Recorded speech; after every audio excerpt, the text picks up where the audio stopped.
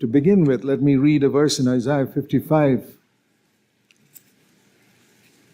In Isaiah chapter 55 and verse 8 and 9.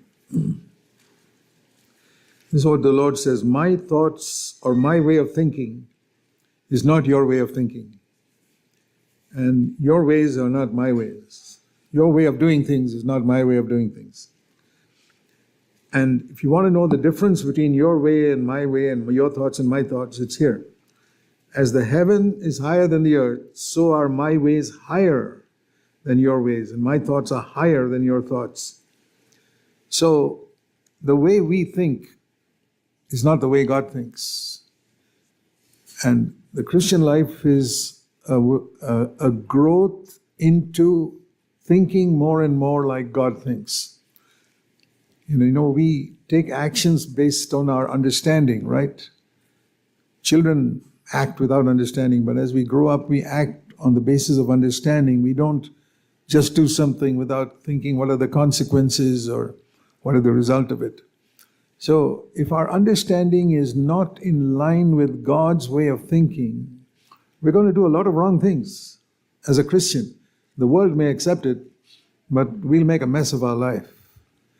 If you want to live the most useful life you can ever live on the face of the earth, you must align your thinking more and more with God's thinking. The devil doesn't want that.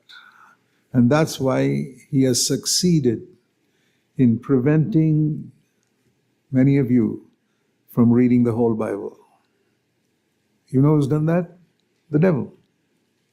Because there is no book in the world that describes God's way of thinking than the Bible. And if you read through it casually, or if it's not as important for you as your books for your profession, okay, so be it. It's exactly like that. A person who doesn't study for his profession is not going to do well in his profession. Think how hard an engineer or a doctor or a teacher studies in order to prepare for their profession, and it's all to make money, in order to survive in the world.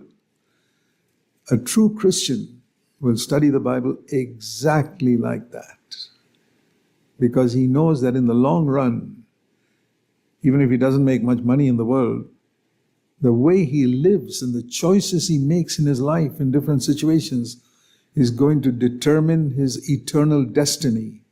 Not just whether I go to heaven or die, or hell rather.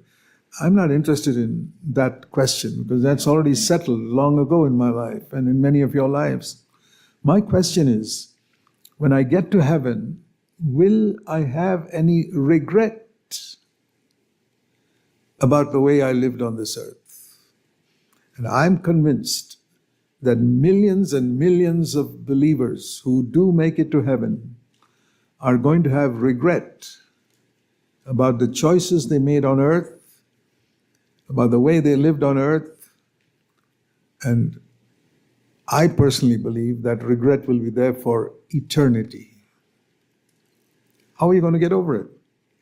Because Jesus said, take up your cross and follow me. And supposing I didn't do that in all my life on earth, I just sort of accepted Christ and lived a fairly decent life and just attended church regularly, never took anything seriously, because I just wanted to go to heaven. And my main aim in life is to get on in the world. And okay, I made it to heaven. But the memory of my life on earth will keep coming back to me. And I can't believe that will not bring any regret. When I see Jesus and how much he loved me and how little I loved him in return, how little I sacrificed for him on this earth, you think that's not going to bring any regret to me? It's bring tremendous regret in my life when I see Jesus and I say, boy, how little I sacrificed for him, how easily I complained about little things, how easily I fought with God's children for little things, how much I sought my own. So if we understand God's ways, it makes a big difference in our life. So God's ways are different from our ways.